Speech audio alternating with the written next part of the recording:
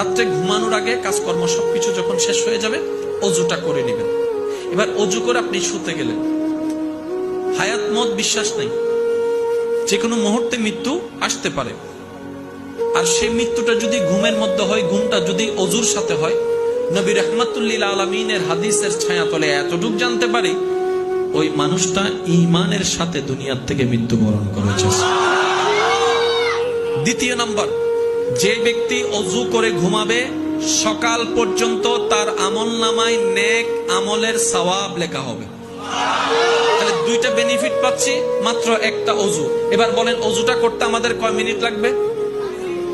ভালো করে করলে 5G গতির কথা বলি নাই আমি, ভালো করে যদি করি, আদব নিয়ে, শ্রদ্ধা নিয়ে, ভালোবাসা নিয়ে। কারণ আমরা জানি যখন আমরা অজু করি প্রত্যেকটা অঙ্গে পানি দেওয়ার সাথে সাথে পানিটা শুধু শরীর